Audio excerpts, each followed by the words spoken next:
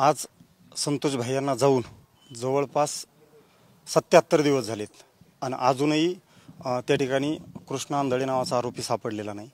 एवढं संपूर्ण महाराष्ट्राला या घटनेचं दुःख आहे। एवढी निंदनीय घटना महाराष्ट्राला न शोभणारी घडलेली आहे आणि जवळपास 77 दिवस होऊनही त्या ठिकाणी आरोपी आणखी अटक झालेले नाहीत। याच्यात प्रशासन कुठेतरी हलगर्जीपणा करते काय हा एक मोठा प्रश्न आहे, कारण आरोपी आतापर्यंत अटक व्हायला पाहिजेत। दुसरी गोष्ट, काही 2-4 दिवसापूर्वी मी महंत नामदेव महाराज शास्त्रींनी प्रत्यक्ष अप्रत्यक्षरित्या त्या ठिकाणी आरोपीचं समर्थन केलं होतं। त्या संदर्भात मी एक बाईट दिली होती। त्यानंतर मला जीवे मारण्याच्या परत धमक्या आल्या। ठीक आहे, यायनात हरकत नाही, त्या धमक्याला काय आम्ही घालत नाहीत, परंतु ह्या परिवारावरती एवढं मोठं संकट ओढलेलं आहे।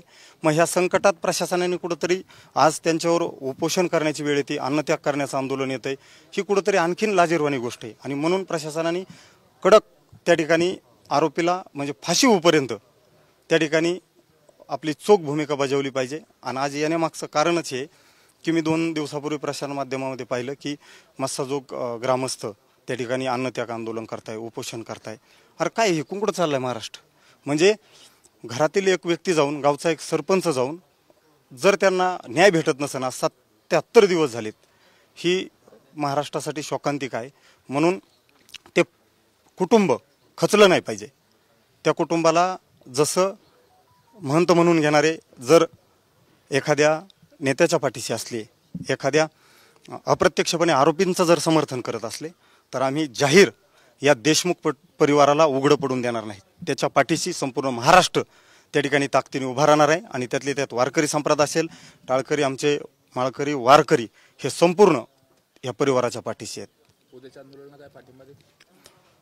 उद्याच्या नाही, आम्ही घटना घडल्यापासून देशमुख परिवाराच्या सोबत आहोत, आजही सोबत आहेत आणि उद्याच्या आंदोलनासाठी आम्ही सोबत राहणार आहेत।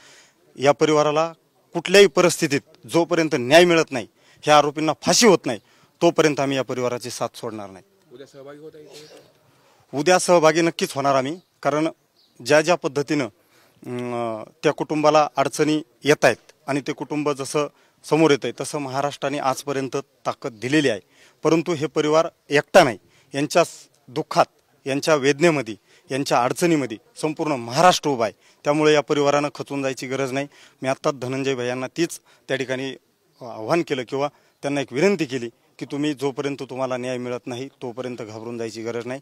संपूर्ण महाराष्ट्र तुमच्या पाठीशी ताकदीने उभा आहे।